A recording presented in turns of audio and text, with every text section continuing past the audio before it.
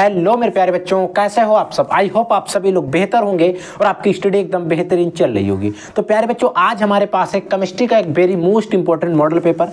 ये model paper आपके board exam 2025 के लिए सबसे ज़्यादा इंपॉर्टेंट है। इस पूरे मॉडल पेपर को जो आपको मॉडल पेपर दिखाई दे रहा है, जो कि है आपके केमिस्ट्री का, और इन साथ ही साथ ये जो मॉडल पेपर है आपका न्यू पेपर पैटर्न है, उसी पर आधारित है, उसी पर बेस्ड है।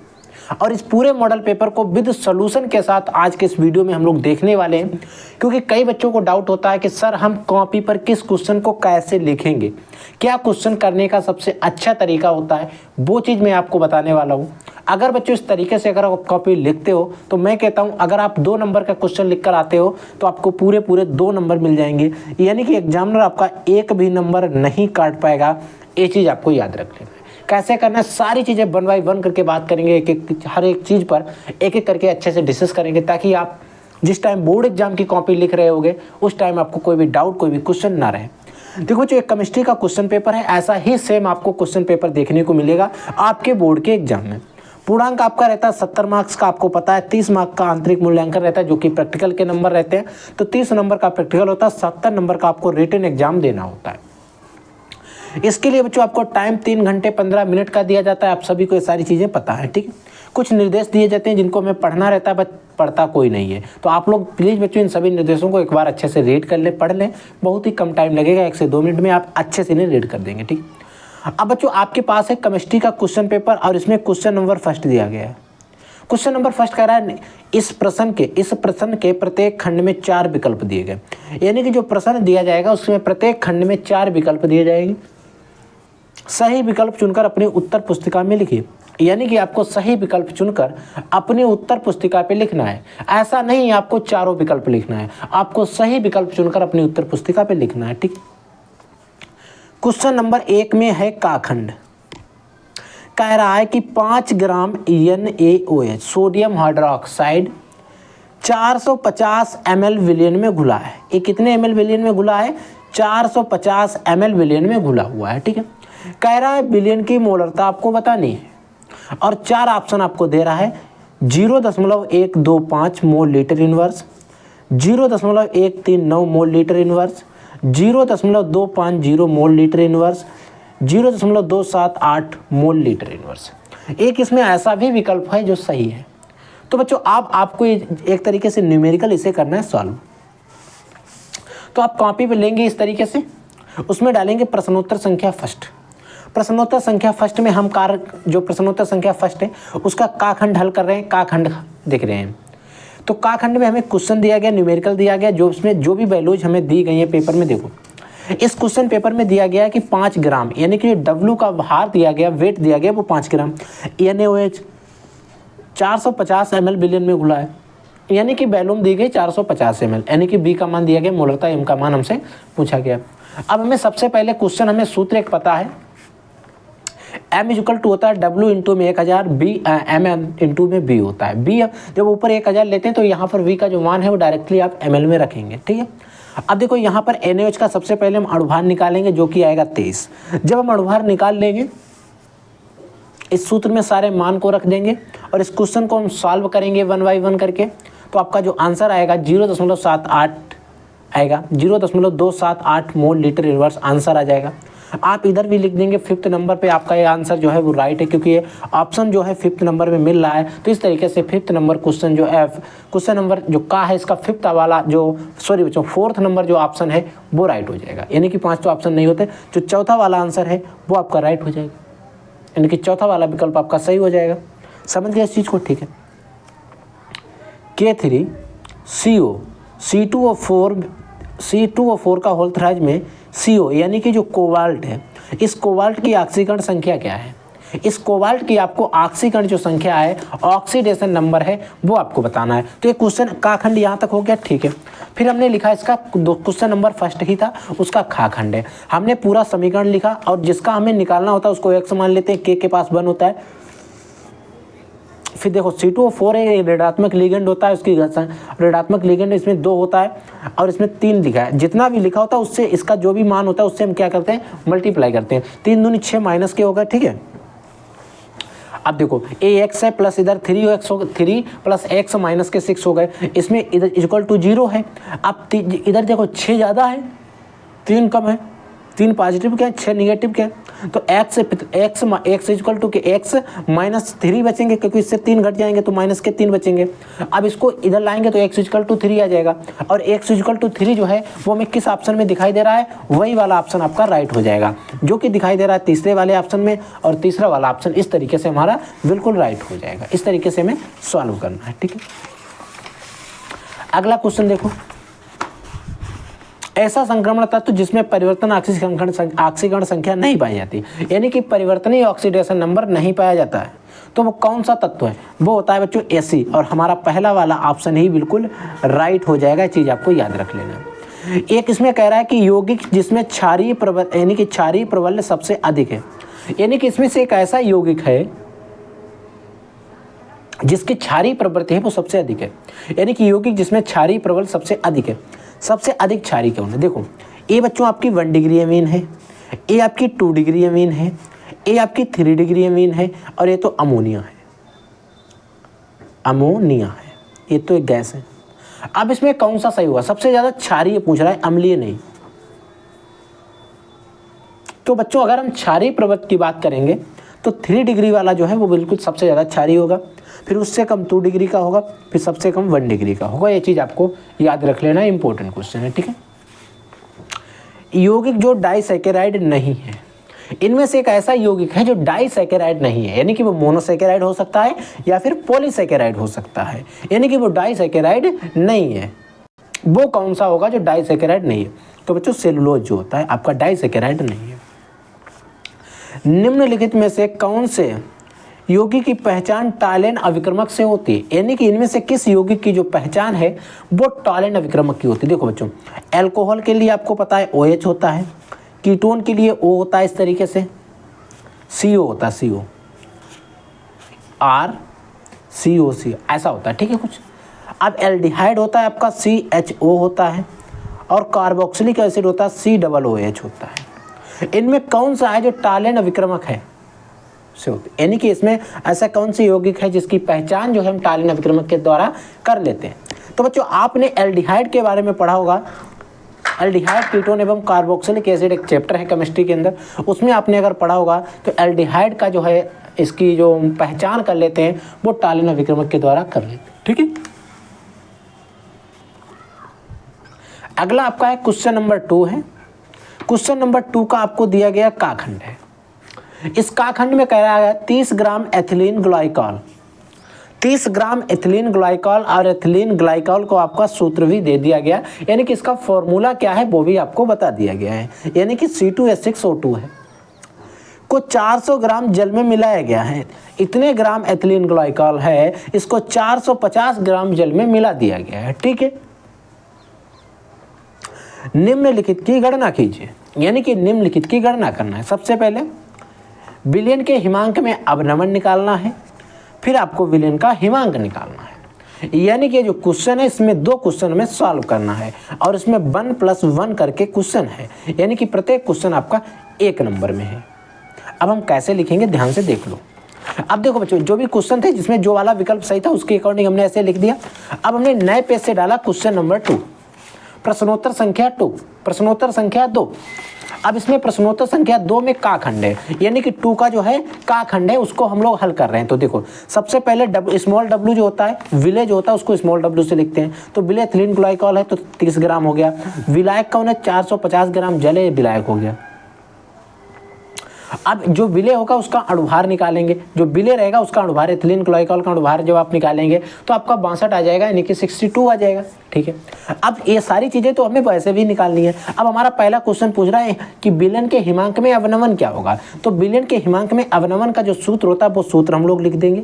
डेल्टा TF इक्वल टू होता है KF इंटू स्मॉल w यानी कि जो विले है उसका भार, इंटू में 1000 होते हैं, फिर होता है M यानी कि विले का अणुभार, इंटू कैपिटल W यानी कि विलायक का भार।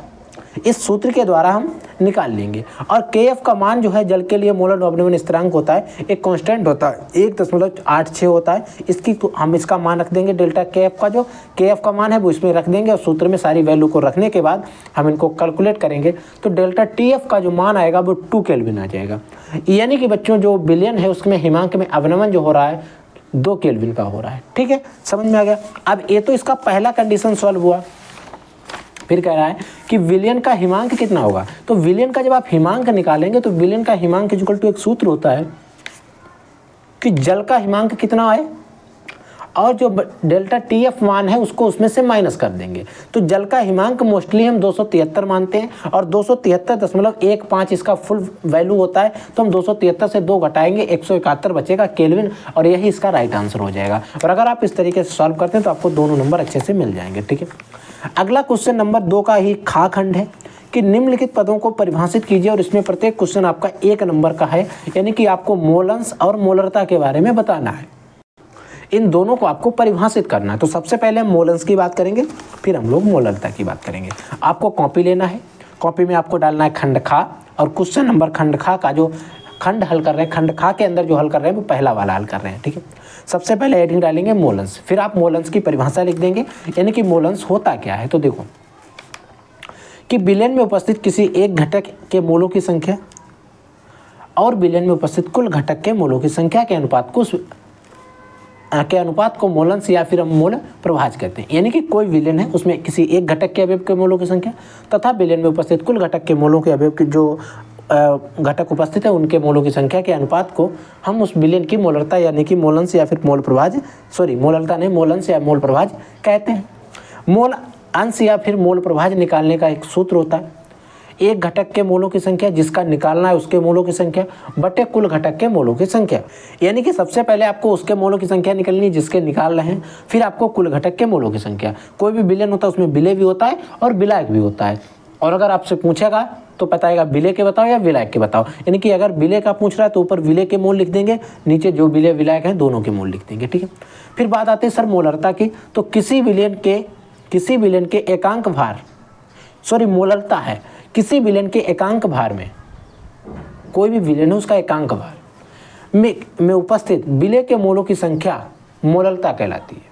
कोई भी विलयन है उसमें एकांक भार जो होता है, उससे जो एकांक भार होता है वो क्या होता है, विलायक में उपस्थित विलय के जो भी विलायक रहेगा उसमें विलय के जो भी मोल उपस्थित रहेंगे उसे ही हम लोग मोलरता कहते हैं। मोलों की जो संख्या होती है उसे मोलरता कहते हैं।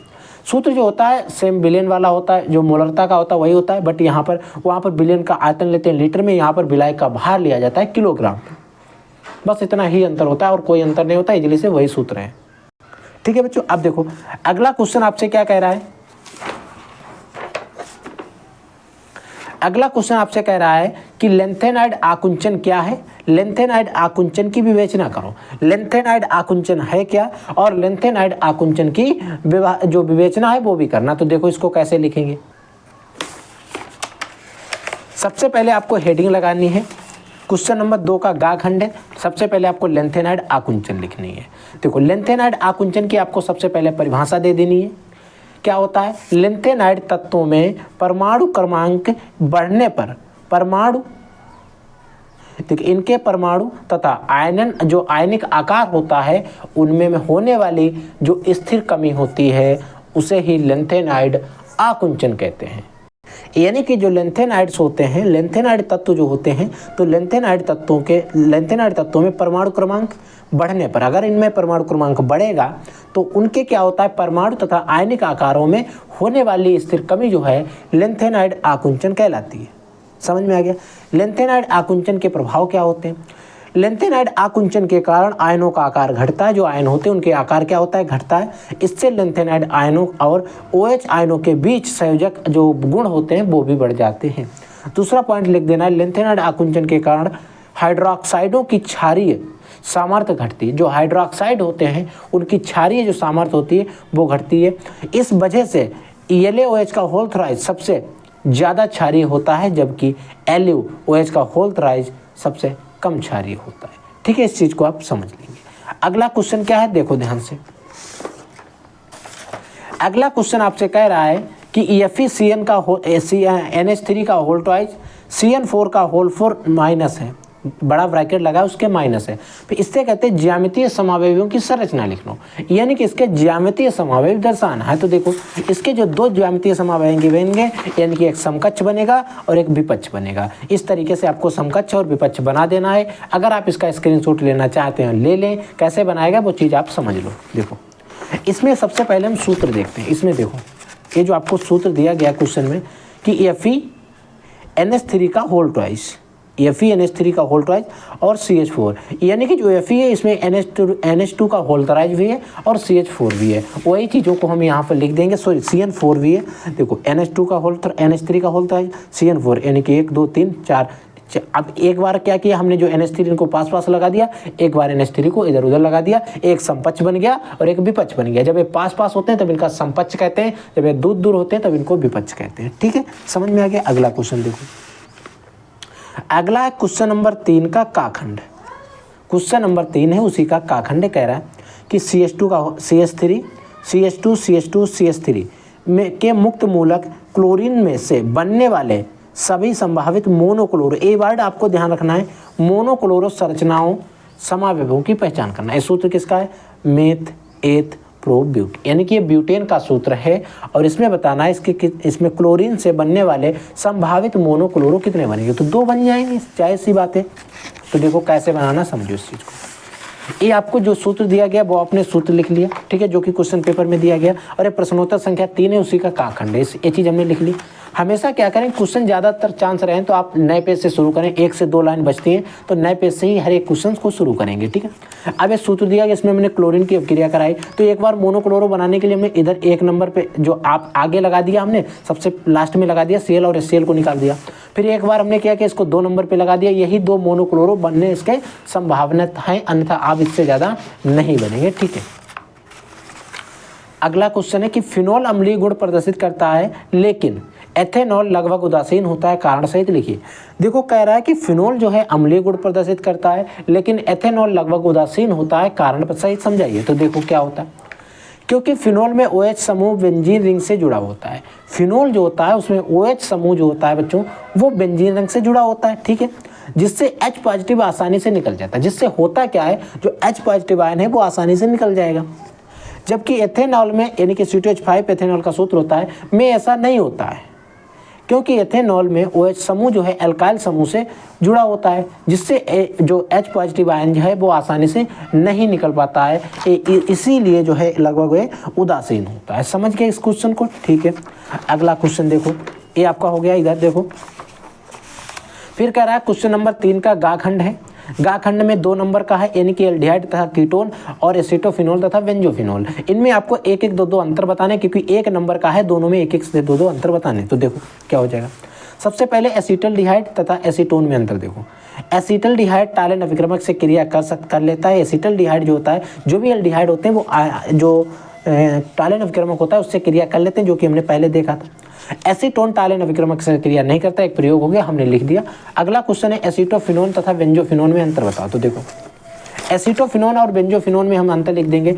एसीटोफिनोन एक एरोमेटिक कीटोन है और जो है फिर बेंजोफिनोल एक डाई एरोमेटिक कीटोन है। ठीक है, ये चीज हमने लिख दी। अगला क्वेश्चन देखो, अगला न्यूक्लियोसाइड तथा न्यूक्लियोटाइड में अंतर समझाइए। क्वेश्चन 2 नंबर का है। एक क्वेश्चन कितने नंबर का? 2 नंबर का। तो इसमें थोड़ा हमें लिखना पड़ेगा। तो देखो एक तरफ आप न्यूक्लियोसाइड लिख देंगे, एक तरफ आप न्यूक्लियोटाइड लिख देंगे। जो न्यूक्लियोसाइड होता है यहाँ पर नाइट्रोजन क्षार और पेंटोज शर्करा से मिलकर बना होता है। न्यूक्लियोसाइड जो होता है उसमें नाइट्रोजनी क्षार होते हैं प्लस पेंटोज शर्करा होती है। वहीं पर न्यूक्लियोटाइड जो होता है या नाइट्रोजनी क्षार, पेंटोज शर्करा व फास्फेट समूह से मिलकर बना होता है। ये क्षारीय होता है और ये क्या होता है आपका? अम्लीय होता है। ठीक है, समझ में आ गया। अगला क्वेश्चन है कि विलयन को परिभाषित कीजिए। आपका जो विलयन होता है इसकी आपको परिभाषा देनी है, विलयन को परिभाषित करने हैं। ठीक है, परिभाषित कीजिए, विलयन को परिभाषित कीजिए तथा किसी विलयन के सांद्रण को कितने प्रकार से हम व्यक्त कर सकते हैं समझाइए। सबसे पहले आपको बताना विलयन होते क्या हैं, फिर विलयन के सांद्रण को हम कितने प्रकार से व्यक्त कर सकते हैं वो भी आपको बताना है। तो देखो विलेन होता क्या? क्वेश्चन नंबर 4, 2 या 2 से अधिक पदार्थों के मिश्रण को हम विलेन कहते हैं। ठीक है, चीज समझ में आ गई। उदाहरण के लिए चीनी और पानी को मिलाते तो शरबत बनता, शरबत एक विलेन है। इनके सांद्रण को व्यक्त करने की जो विधियां होती है उसमें देखो द्रव्यमान प्रतिशत होता है, द्रव्यमान आयतन प्रतिशत होता है, आयतन प्रतिशत होता है, पार्ट्स पर मिलियन यानी कि पीपीएम होता है, मोलरता, मोललता, नॉर्मलता, मोलंस या मोल प्रभाज। ये सारे जो हैं विलेन के सांद्रण को व्यक्त करने के तरीके होते हैं, विधियां होती हैं। ठीक है, समझ में आ गया। ठीक है, अगला क्वेश्चन है, कह रहा है कि किसी विद्युत अपघट्ट के विलेन की चालकता एवं मोलर चालकता की परिभाषा दीजिए। और कह रहा है कि सांद्रण के साथ इसके परिवर्तन की विवेचना कीजिए। यानी कि कोई भी विद्युत अपघट्ट है, किसी विद्युत अपघट्ट के विलेन की चालकता एवं मोलर चालकता की आपको परिभाषा देनी है। सांद्रण के साथ साथ इसकी विवेचना, यानी कि इसके सांद्रण के साथ इसके परिवर्तन की विवेचना करना है। ठीक है, देखो सबसे पहले हम लिखेंगे चालकता के बारे में। देखो सबसे पहले आपको पता होना चाहिए चालकता होती क्या। तो देखो किसी चालक के विशिष्ट प्रतिरोध के व्युत्क्रम को, कोई भी चालक है उससे इसके विशिष्ट प्रतिरोध के व्युत्क्रम को चालकता कहते हैं। इसे कप्पा से प्रदर्शित करते हैं। कप्पा इक्वल टू होता है 1/ρ, इंपॉर्टेंट है। वहीं पर मोलर चालकता क्या होती है? देखो एकांक आयतन में, एकांक आयतन की विशिष्ट चालकता को ही मोलर चालकता कहते हैं। इसे लैम्डा एम से हम लोग प्रदर्शित करते हैं। यानी कि एकांक आयतन की जो विशिष्ट चालकता होती है उसे ही हम लोग मोलर चालकता कहते हैं। इसे लैम्डा एम से हम लोग प्रदर्शित करते हैं। एक सूत्र होता है lambda M equal to kappa into V होता है, या इसी सूत्र को हम जब थोड़ा मॉडिफाई करते लिखते हैं तो lambda M equal to kappa into 1000/c होता है, इंपॉर्टेंट है। और इसके सांद्रण जो सांद्रण होता है उसमें चालकता एवं मोलर चालकता में परिवर्तन क्या होता है? अगर आप सांद्रण परिवर्तित करेंगे, सांद्रण अगर कम, सांद्रता इसकी कम करेंगे तो चालकता का मान भी बढ़ेगा, चालकता का मान बढ़ेगा। अगर सांद्रता कम करेंगे तो मोलर चालकता का मान भी बढ़ जाएगा। ठीक है, यहाँ तक आपको समझ में आ गया। अगला क्वेश्चन देखो बच्चों, अगला क्वेश्चन है कि एक प्रथम कोटि की अवक्रिया के साथ समझते हैं, समझते क्या है? एक प्रथम कोटि की अवक्रिया के लिए प्रारंभिक सांद्रता इतनी है, इतने से इतने 5 मिनट लगता है, तो सांद्रण में मोल कितना होता है? ठीक है, एक प्रथम कोटि की अवक्रिया, सबसे पहले इसकी आपको परिभाषा देखनी है, फिर इसका मैं आपको एग्जाम्पल जो है वो भी हल करा के बता देता हूँ। देखो सबसे पहले आपको इसकी परिभाषा लिखनी, प्रथम कोटि की अवक्रिया होती क्या? तो देखो वह अवक्रिया जिसकी दर एक अभिकारक के सांद्रण पर, एक अभिकारक की सांद्रता जो होती है उसकी प्रथम घात के अनुक्रमानुपाती होती है, अभिक्रिया की कोटि कहलाती है, प्रथम कोटि की अभिक्रिया कहलाती है। जैसे आपको एग्जाम्पल के थ्रू बताया गया।